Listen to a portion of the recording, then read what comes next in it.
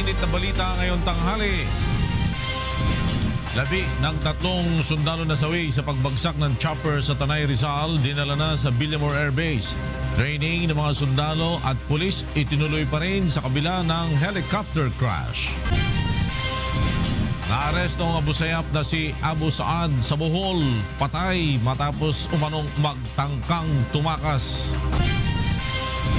Manoy planong ambush me ni Charlie Atong Ang, ibinunyag ni Justice Secretary Vitaliano Aguirre.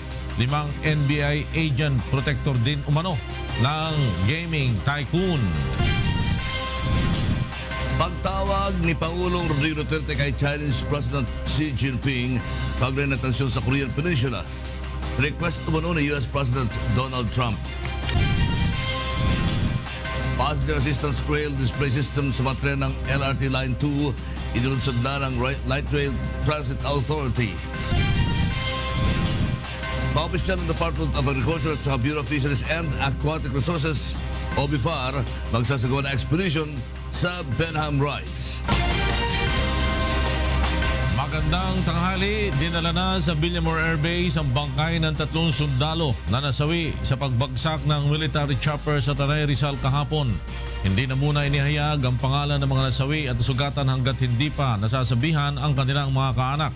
Binabantayan sa ngayon ng ilang sundalo ang crash site sa barangay Sampaloc, Tanay Rizal. Ngayong araw, inaasa magsasagawa na ang AFP ng clearing operation sa lugar. Sa ngayon, nakakonfine at ginagamot sa V. Luna Hospital sa Quezon City ang nasugatan sa chopper crash. Naganap ang insidente bandang alas 3 ng hapon habang nagsasagawa ng air-to-ground at disaster rescue training sa Sitio Hilltop, Barangay Sampaloc, Tanay, Rizal. Itinuloy pa rin ng AFP at PNP ay 3 araw ng air-to-ground and disaster rescue operations training sa Tanay Rizal. Sa kabila ng pagbagsak ng chopper kahapon ay kinasawi ng 3 sundalo. Mula sa Tanay Rizal, may report si Reynante Ponte live. Yes, Reynante. Yes, floor sa kabilangan chopper crash dito sa Tanay Rizal ay pagpapatuloy pa rin ng Philippine Army at Philippine National Police ang kanilang training dito sa Mayakam, Kapinpin. Ngunit ayon floor kay First Lieutenant Saizon Menendez, spokesperson ng 2nd Infantry Battalion, hindi na sila gagamit ng choppers sa pagsasanay sa air-to-ground rescue operation dahil tuloy pa ng investigasyon ng chopper crash dito na ikinamatay ng 3 at ikinasugat ng 1. Ang pagsasanay kinabibilangan ng 6 na sundalo at 12 pulis.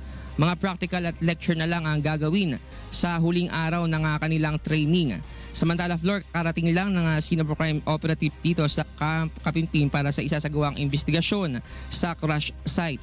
Ayon din habang stable naman ang kalagayan ng piloto na nasa V. Luna Hospital sa Quezon City. At yung mga 3 bangkay ay nasa sa Villamor Air Base. Habang hihintay naman ng Philippine Army sa resulta ng investigasyon ng Philippine Air Force. Dumating din dito floor si Major General Roderick Paraino o Commander ng 2nd Infantry Division para tingnan ang crash site. Sa ngayon na floor ay patuloy pa rin dito ang investigasyon ng mga tauhan ng Philippine Air Force at scene of crime operatives dito sa crash site. Yan munang update mula dito sa Tanay Rizal. Balik sa iyo, Flor. Maraming salamat sa iyo, Reynante Ponte, nag-ulat mula sa Tanay Rizal. Ibinunyag ni Justice Secretary Vitaliano Aguirre II ang umano'y planong ambush me sa gambling operator na si Charlie Atong Ang. By report si Roderick Mendoza. Nakatanggap umano ng mapagkakatiwalaang impormasyon si Justice Secretary Vitaliano Aguirre tungkol sa planong ambush me ni Charlie Atong Ang ngayong weekend. Palilitawin umano na inambush si Ang at saka ito ibibintang kay Aguirre at kay National Security Advisor Hermogenes Esperon. Itong ambush na mina ito ay gagamitin naman ng isang senador para i-justify yung kanyang pagtawag ng Senate investigation tungkol dito sa akusasyong ito.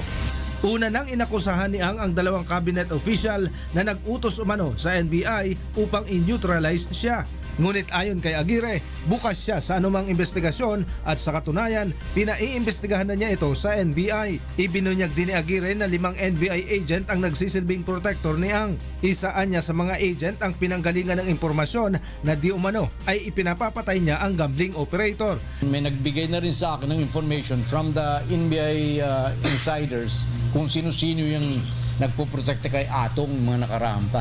Pina-investigate ko pa pero alam ko na yung pangalan. Sinabi pa ng kalihim na desperado lamang si Ang. Gusto lamang anya nitong makaganti sa ginawang operasyon ng pulisya sa iligal nitong mga pasugalan sa Tuguegarao City at 3 pang bayan sa Cagayan. Napakalaking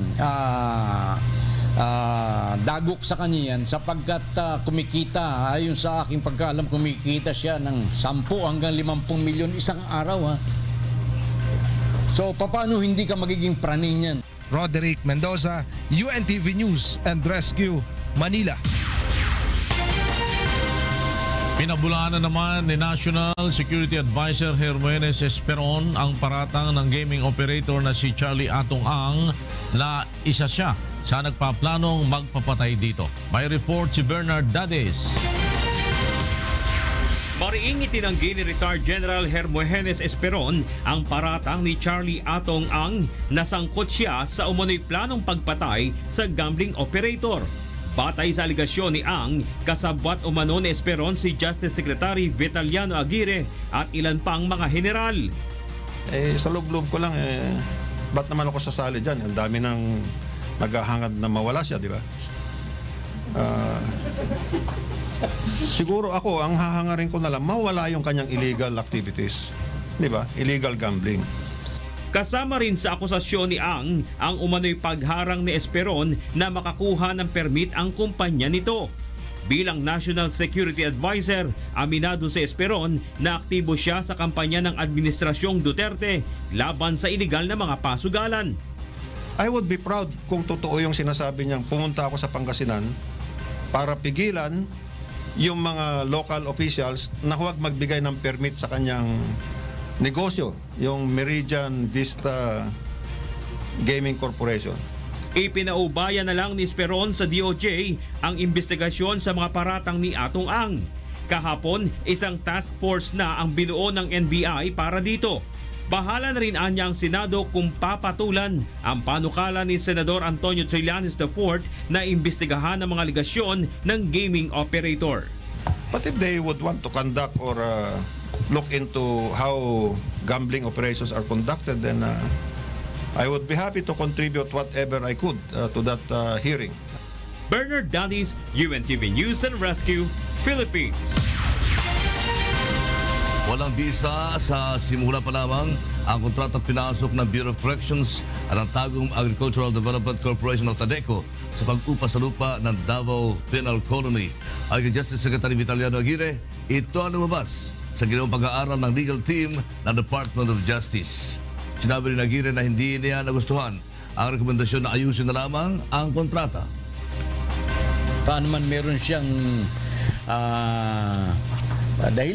magandang dahilan kung bakit siya nag-recommend ngayon. Kasi Secretary Pangulong Rodrigo Duterte bilang Officer in Charge ng Energy Regulatory Commission, si Commissioner Alfredo Non. Ito matapos na sa ilalim sa preventive suspension si ERC Chairman Jose Vicente Salazar dahil sa mareklamo ng katiwalian na inihain laban sa kanya sa Office of the Ombudsman. Inatasan naman na kanya si Non na tiyakin ang patuloy na serbisyo ng ERC sa publiko. I just suspended yung sa energy si Salazar because of corruption. But I will eventually remove him. Yung lahat sila. Nilinaw ng National Grid Corporation of the Philippines na wala itong nilabag sa concession agreement kaugnay sa National Broadband Plan ng pamahalaan. May report si Mon Ocson. Suportado at walang tutol ang National Grid Corporation of the Philippines sa plano ng pamahalaan kaugnay sa National Broadband Plan. Ito ang nilinaw ng NGCP sa mga aligasyon na ibinabato sa kanila ng National Transmission Corporation. Ayon sa Transco, pumasok umano sa negosyo na may kaugnayan sa telecommunication ng NGCP na hindi man lamang humihingi ng pahintulot sa kanila. Batay sa concession agreement, dapat ay ipinapaalam ito ng NGCP sa kanila. Hindi naman namin sinabing bawal. Ang sabi namin, magpaalam kayo. Dapat alam namin. Bakit? That is our mandate. That is for the protection of the Filipino consumer. Why? Because any income from any related businesses under the IPIRA law should go to the savings to lower down the electricity rate. Ayon naman sa NGCP, wala silang nilabag na anuman dahil batay rin sa concession agreement, may karapatan silang gawin ang lahat ng negosyo na may kinalaman sa transmission at kabilang dito ang telecommunication. Kailangan namin humingi ng pahintulot.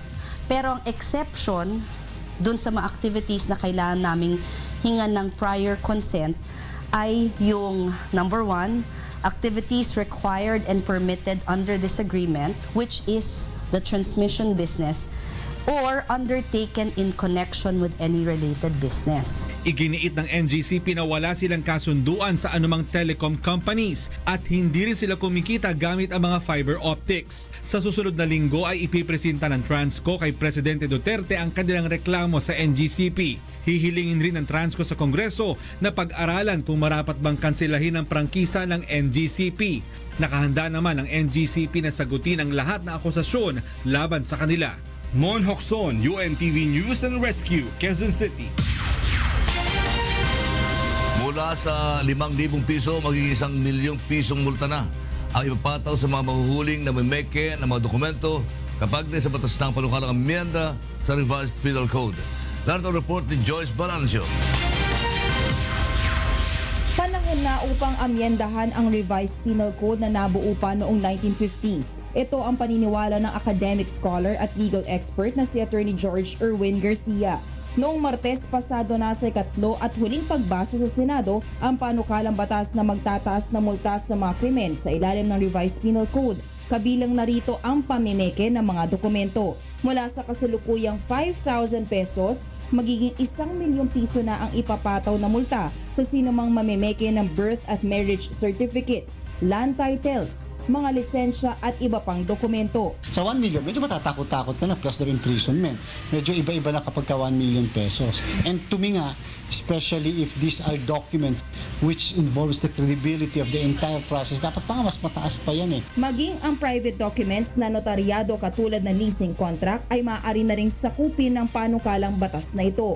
Ngunit hindi pa kasama sa listahan ang pamimeke ng Certificate of Graduation at Diploma. Yun na ngayon dapat na pinag-iisipan natin.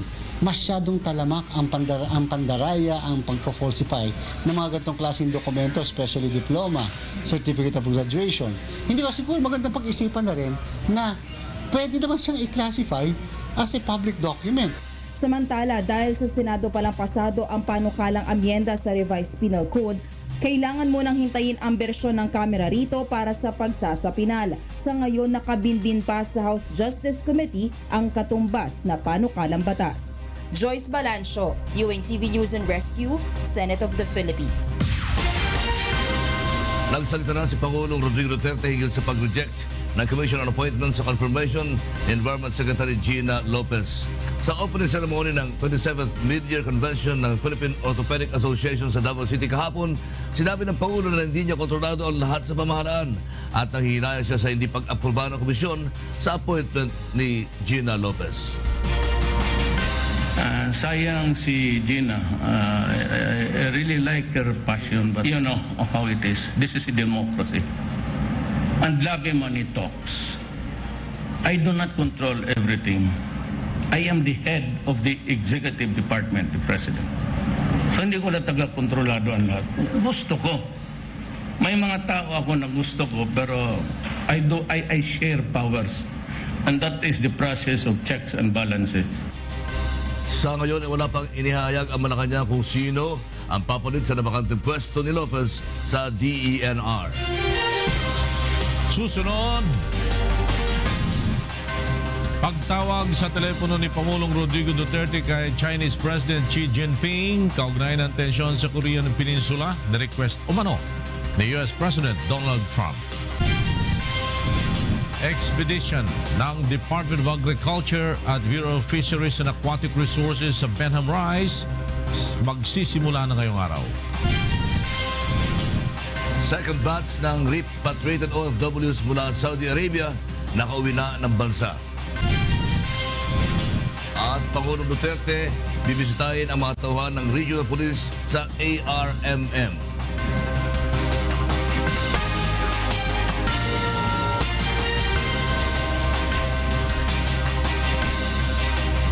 Nilapatan ng Pangunang Lunas ng UNTV News and Rescue ang dalawang lalaking na-aksidente sa motorsiklo sa Quezon City kagabi.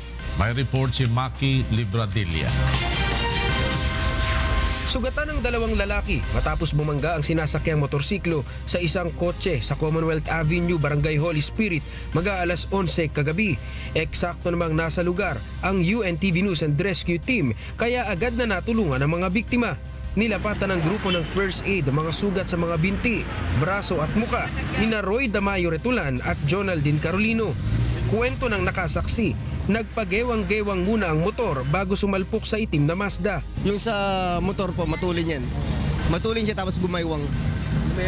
Gumaywang yan, bumangga sa likod ng kotse. Sa lakas ng pagkakabangga, nasira ang harapang bahagi ng motorsiklo. Ayon sa driver ng motorsiklo na si Roy, galing sila sa isang pagtitipon at pauwi na sana nang mangyari ang insidente. Nagdesisyon naman ang may-ari ng kotse at mga nakamotor na pag-usapan na lang kung sino ang mananagot sa mga napinsala sa insidente. Samantala, matapos malapatan ng UNTV Rescue ng Paunang Lunas sa mga biktima, ay tumanggi na ang mga itong magpadala sa ospital.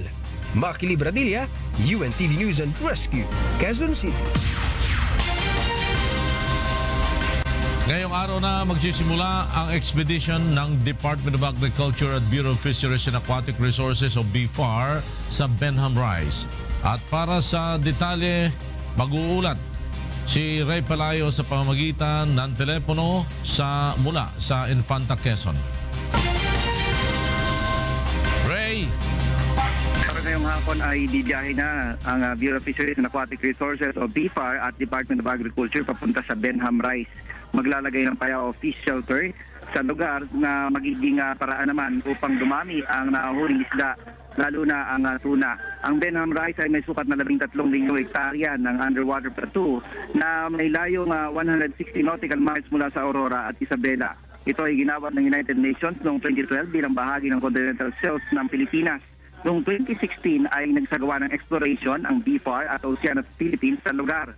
Natuklasan at hitik sa makukulay na corals ang Benham Banco, ang pinakamababaw na lugar na nasa 150 feet.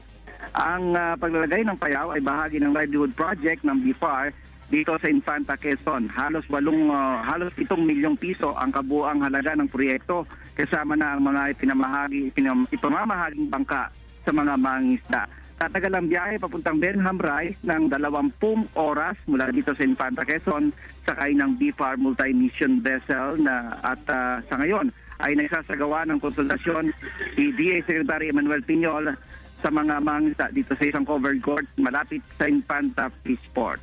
Floor? Maraming salamat sa iyo, Ray Pelayo, nagulat mula sa Infanta, Quezon.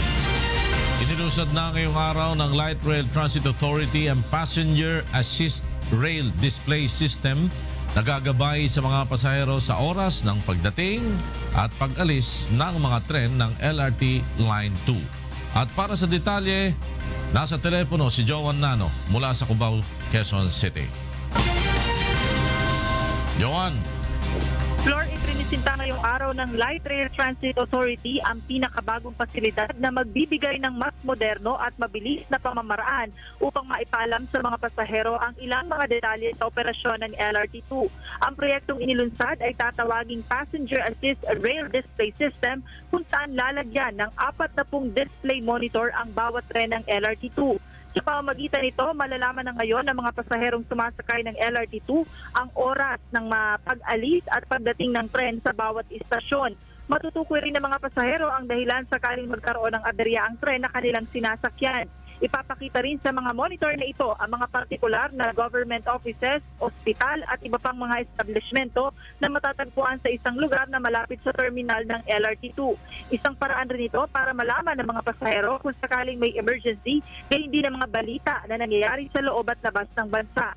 Sa 10 tren ng LRT2 na bumabiyahe sa ngayon, isang tren pa lamang ang nalalagyan ng mga monitor. Pero inaasahang magiging operational ang Passenger Assist Railway System sa buwan ng Hunyo. Nangako rin ang developer nito na kukumpletuhin nila ang proyekto sa lalong madaling panahon. Matapos nga ang pag-i-install ng mga monitor, plano rin ng developer na bumuo ng isang mobile application na maaaring i-download ng mga pasahero sa kanilang mga cellphone. Lord?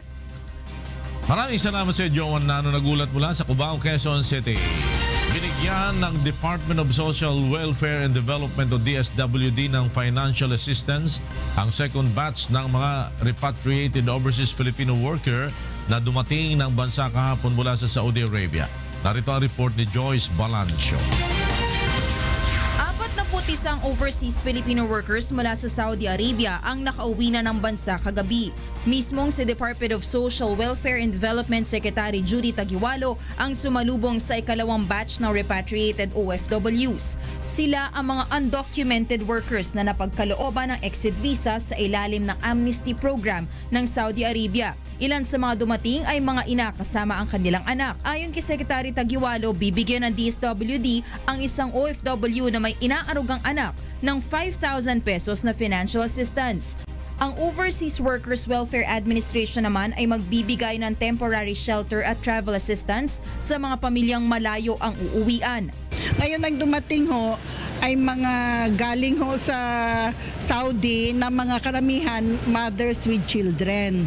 So kapag mga or parents with children, kapag ganyan ho, tulungan ho kami ng OWA o ng OWA, ng Department of Labor at ng DSWD. Nagpapasalamat po kasi ako na nakauwi ako kasi unang-una gusto kong makasama yung anak ko, yung pamilya ko, yung mga magulang ko. Hindi po dahil sa amnesty, hindi po ako makakauwi. Nagkaroon pa ako ng anak dahil wala po, kapit patalim pa ako sa amin sa Saudi po kaya po ako kaya po nag-asawa doon para lang po may makatuwang pa ako sa Saudi. Ayon sa DSWD, nasa 7,000 undocumented OFWs ang tinatarget ng pamahalaan na mapauwi na ng bansa. Inaasahang marami pang mga kababayan natin sa Saudi ang makakauwi ng Pilipinas bago matapos ang amnesty program sa buwan ng Hunyo. Joyce Balancio, UNTV News and Rescue, Pasay City. Inihayag ni Pangulong Rodrigo Duterte na kabilang sa napag-usapan nila ni United States President Donald Trump ang pagkikipag-usap niya sa telepono kay Chinese President Xi Jinping. May report si Mirasol Abogadil. Matapos makausap sa pamamagitan ng telepono ni Pangulong Rodrigo Duterte si Chinese President Xi Jinping. Inihayag ng punong ehekutibo na ito ay bahagi ng kanilang naging pag-uusap ni United States President Donald Trump. Ayon kay Pangulong Duterte, nais malaman ni Trump kung may magagawa ang China upang maiwasan ang paglala ng tensyon sa Korean Peninsula. I called President Xi Jinping. I am calling you at the behest of the President of the United States, President Trump. And we are all agreed in the ASEAN and even President Trump that you can do something. Actually, the biggest contribution of all others is your intervention. Una nang sinabi ng Department of Foreign Affairs na bukod sa pagpapanatili ng magandang ugnayan ng China at ASEAN member states, kabilang din sa tinalakay ni na Pangulong Duterte at Xi Jinping ang banta sa seguridad sa Korean Peninsula. Tumanggi naman ang Pangulo na idetalye ang usapan nila ni President Xi at sinabing kinakailangan muna niyang makausap si US President Trump hinggil dito. President Trump has not called me yet. But if he called me and say how did it go, what transpired, then I would tell him. But definitely you are getting the help of everybody here. Samantala, ipinagmalaki naman ng Malacanang ang pagkilala ng ibang world leaders sa pamumuno ni Pangulong Duterte. Ayon sa palasyo, ang pakikipaglapit ng Pangulo sa ibang bansa ay alang-alang sa kapakinabangan ng Pilipinas sa usapin ng ekonomiya at peace and order situation. It indicates statesmanship that he is actually a key player in the maintaining peace in the region. As the POTUS President of the United States said, that the Philippines is key right now in the region, specifically in relationship. Mirasol Abogadil, UNTV News and Rescue, Philippines. Pinag-aaralan na ng National Security Council ang gagawing hakbang bilang pagtupad sa atas ni Pangulong Rodrigo Duterte hinggil sa planong joint military exercises ng Pilipinas at China sa Sulu. May report si Rosalie Cos. Marami pang prosesong pagdaraanan bago maipatupad ang joint military exercises sa pagitan ng Pilipinas at China sa Sulu. Ayon sa National Security Council, pinag-aaralan na nito ang mga alituntunin upang masunod ang kautusan ni Pangulong Rodrigo Duterte na pagkakaroon ng joint military exercises. We now have to look at the requirements for us to be able to do that. In joint exercises, you must have a visiting forces agreement. And probably a treaty if there need be, and other requirements like delineation of exercise areas, kasi kung sa Sulu internal waters yun, Sulu Sea is internal waters, so they cannot just come in. Ayon kay Secretary Esperon, malaki ang maitutulong ng pagkakaroon ng joint exercises sa pagpapanatili ng seguridad sa Sulu Sea dahil madalas dito ang insidente ng kidnapping at piracy.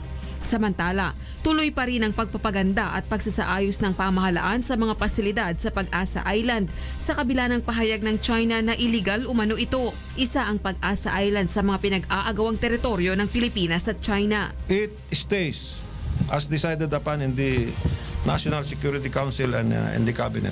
At kahit na itinanggi ng China ang ulat na panghaharas ng mga umano'y Chinese forces sa mga Pilipinong mangingisda sa Union Bank sa Spratlys, sinabi ni Esperon na salungat dito ang natanggap niyang ulat. May report din sa amin. Which? Joseph? Nakuha namin yung Coast Guard, yung CEO ng barko, nagpaputok daw eh. So what are we going to do next? That is on record that we protested that. Yes. So if it's their response is they did not, then let that be on record. Rosalie Cos, UNTV News and Rescue, Malacanang. Bibisitahin ni Pangulong Rodrigo Duterte ang Police Regional Office sa Autonomous Region of Muslim Mindanao o ARMM ngayong hapon.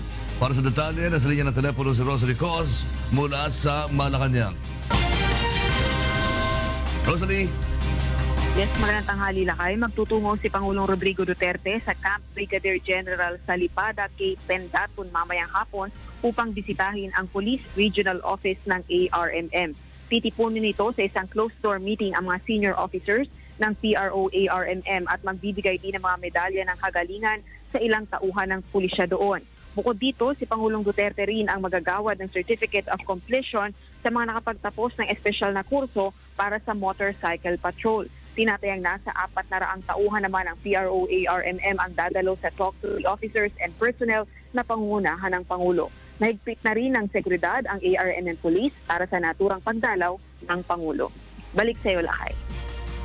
Maraming salamat, Rosalie Cos, nag-uulat mula sa Malacanang. Ipinahayag ng Philippine Statistics Office na lumago ng 7.5% ang Gross Regional Domestic Product ng National Capital Region o NCR noong 2016 kumpara sa taong 2015. May report si Leslie Longbowen. Mas maganda ang economic performance ng National Capital Region noong 2016 kumpara noong 2015 batay sa ulat ng Philippine Statistics Authority. Mula sa 6.7% noong 2015, lumago ang Gross Regional Domestic Product sa 7.5% noong 2016. Ibig sabihin, mula sa 2.8 trillion pesos, umabot sa 3 trillion pesos ang GRDP noong nakalipas na taon. Ang GRDP ay sumusukat sa kabuuang produksyon ng produkto at kagalingang ekonomiko ng isang rehiyon. Ang main drivers natin kasi yung services. So malaki ang 8.1% ang nilaki ng services at saka ang isa din nagpataas ay yung public administration and defense because of the salary increases na nangyari. Ayon kay Philippine Statistics Authority NCR Director Rosalinda Bautista, malaki ang epekto nito sa ekonomiya ng bansa.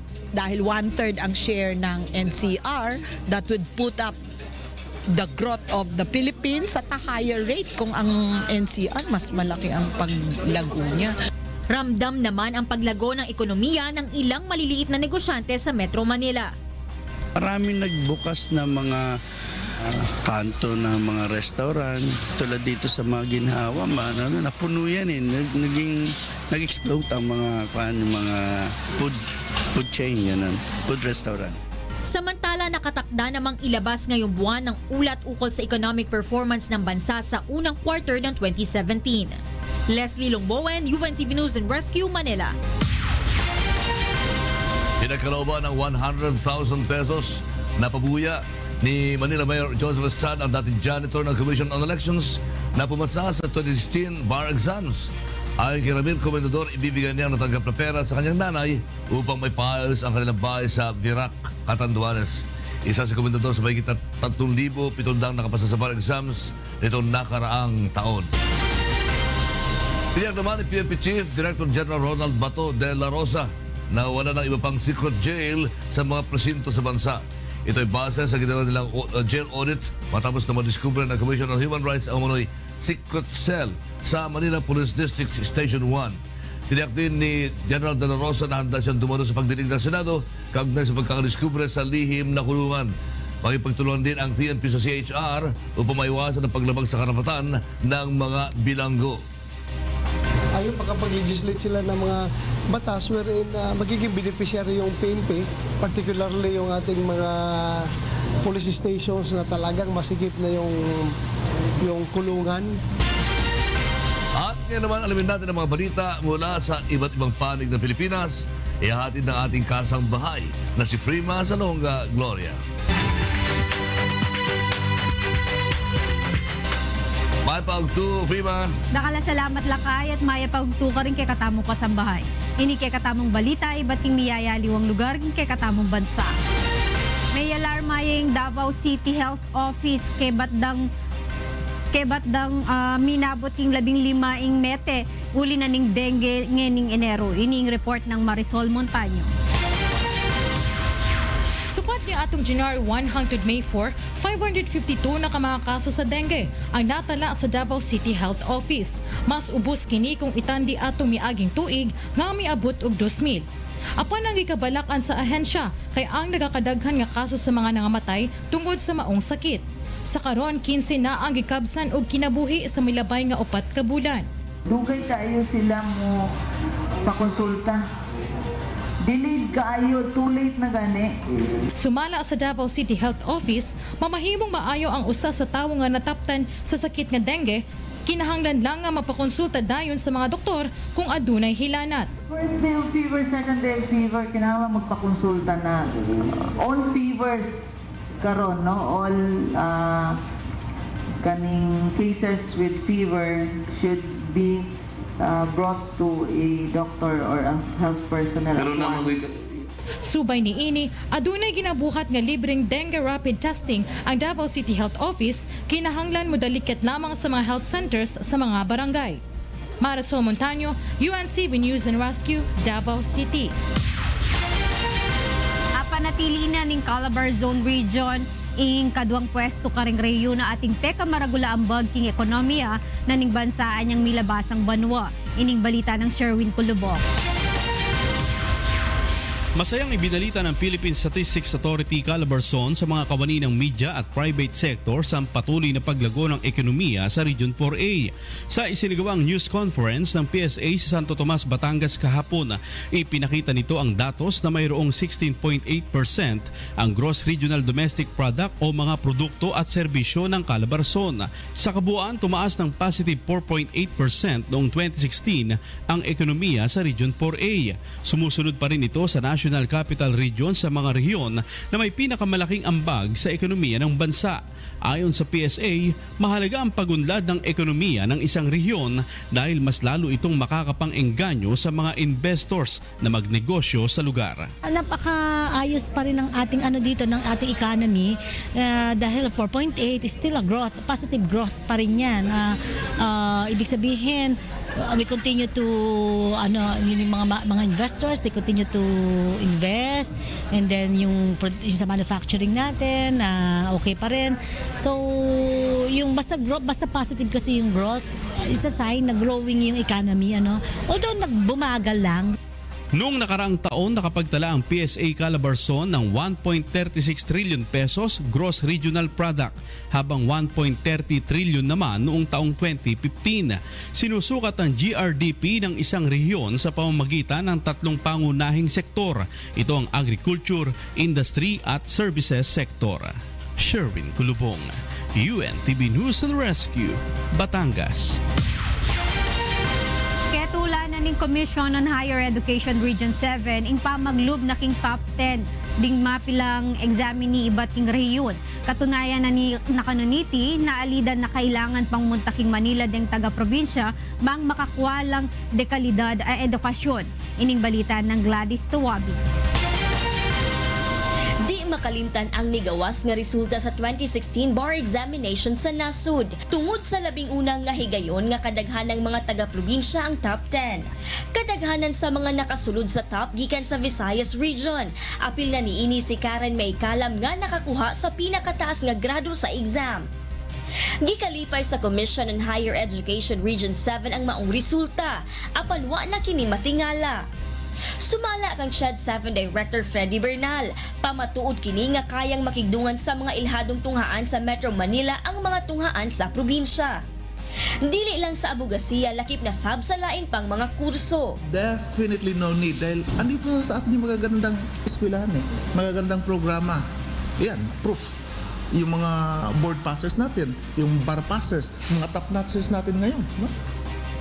Awag sa SHED 7 sa mga estudyante nga dili na mobalhin sa Metro Manila aron makakuha og sakto nga edukasyon. At saka napakaraming mga prominent personalities sa Pilipinas, no? Mga politicians, mga leaders sa halos lahat ng agencies who are coming and graduated from our universities here in Cebu and Region 7. Salig ang SHED 7 nga magpadayon ang pag-arangkada sa mga province-based school sa nagalain-laing programa. Gladys Tuwabi, UNTV Balita og Rescue Cebu. At yan ang kaya katamong balita, iba't king miyayaliwang lugar, king kaya katamong bansa. May balik kaya kayo Ken Lakay. Salamat, Fima. Salong, Gloria. Sunod, 400th goal career milestone ni Cristiano Ronaldo pinagdiwang ng Real Madrid Football Club. Egyptian na sinasabing world's heaviest woman. Nabawasan na ng timbang matapos sumailalim sa seri ng operasyon sa India. Cuatros Islas sa Leyte. Patok ngayong pasyalan ng mga mahihilig sa adventure at island hopping. At aral sa paggawa ng mabuti sa kapwa na walang kapalit. Tumatak sa mga kabalen na nanonood sa special screening ng isang araw ikatlong yugto sa Pampanga.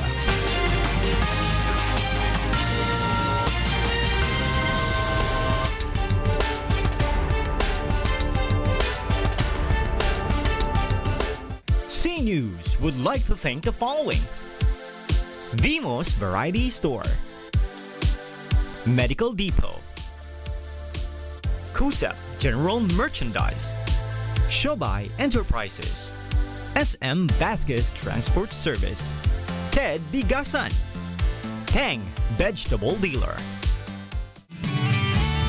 Fast-paced life, sedentary lifestyle, and poor food choices may have an impact to our well-being.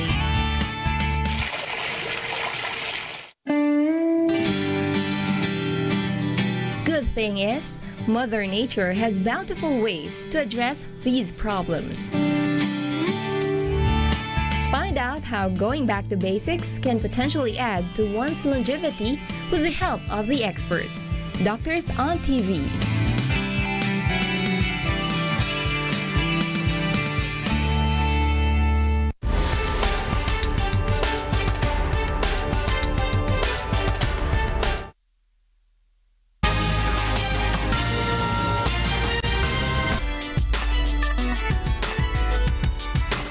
Tumatak sa mga kabalen sa Pampanga ang natataging tema ng pelikulang Isang Araw, Ikatlong Yugto na paggawa ng mabuti sa kapwa at ang pagkakaroon ng tiwala sa Philippine National Police.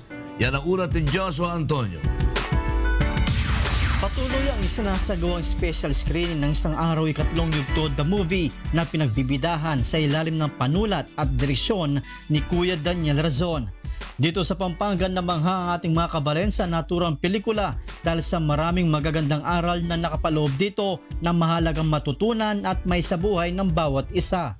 Kabilang sa tumatak sa isip ng mga kabalen ay ang eksena ni Nora Honor na gumanap na isang pulubi na nagawa ng kabutihan ni Kuya Daniel Razon na kanya namang sinuklian ng paggawa ng kabutihan sa isang lola na ginampanan naman ni Gina Pareño. The good thing there is kahit walang-wala po siya is nakatulong pa rin siya. At saka kahit ganun yung life niya, naging thankful pa rin siya. Ayun po yung maganda doon. Kasi po yung pong lola, binigyan po siya ng pambili ng gamot niya. Ngayon, binalik niya po para makatulong dun sa mas nangangailangan yung apo niya po. Ganun. Mas okay po na unahin po yung iba kaysa sa sarili mo. Lalo na po kapag alam mong mas kailangan nila kaysa sa'yo. Isa rin sa ipinaparating na mensahe ng pelikula ay ang pagkakaroon ng tiwala sa mga tauhan ng Philippine National Police. Ayon sa mga nanood, hindi lahat ng mga pulis ay tiwali at masasama. Bilang isa sa mga kasama sa mga nagpapatupad sa batas dito sa bansa natin, dapat na magkaroon tayo ng tiwala sa mga personal natin. Kung meron mang ilan na siguro na-influensya ng pero hindi naman lahat. Unang-una yung layunin ng PNP, malinis naman. Hindi naman po lahat ng kasing mga pulis tiwali eh. May mga ilan lang talaga na gumagawa ng mga kalokohan. Umaasa ang ating mga kabalen dito sa Pampanga na muling masusundan ng pelikulang Isang Araw Lang dahil sa kakaibang konsepto at mabuting aral na nakapaloob dito. Joshua Antonio, UNTV News and Rescue, Pampanga. Patok ngayon ang tinatawag na Cuatro Islas sa Leyte para sa mga mahihilig sa adventure at island hopping. Alamin natin kung bakit sa ulat ni Jeneline Gakit. Pasyalan ngayon sa lalawigan ng Leyte para sa mga mahihilig sa island hopping. Ito ay ang tinatawag na Cuatro Islas o ang mga isla ng Mahaba, Apid, Digyot, Himukilan na matatagpuan sa Inupakan at Hindang Leyte. Kapag nag-stop over sa Mahaba Island, maaring makita sa mga lagun dito ang mga pambihirang uri ng pulang hipon. Pero for sightseeing lamang ito at bawal hawakan o hulihin. Saka hindi lang tayo masyadong maingay para yung mga hipon may kusang lalapit sa atin. Saka yung mga hipon na yung parang tinatawag natin na puts massage. Maaari ding mag-scuba dive sa isla dahil sa ganda ng wall nito sa ilalim ng dagat. Samantala, sa Himukiland Island naman ay makikita ang iba't ibang uri ng mga bangka at handicrafts na ginawa ng mga taga-isla. Itinuturing din itong isang best dive sites sa probinsya. Maaari ding mag-snorkeling dito para makita ang magagandang coral reefs.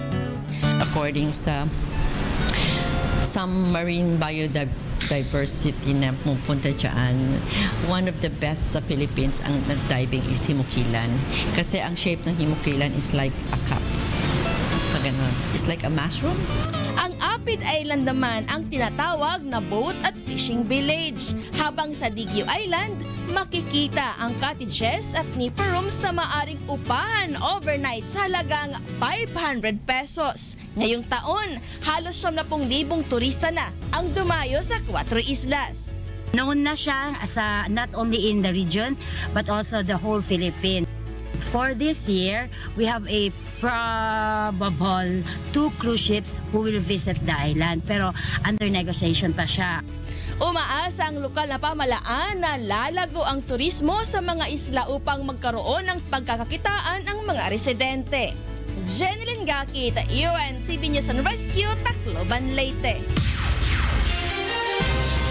At yan ang mga balitang aming tinutukan at inaksyonan.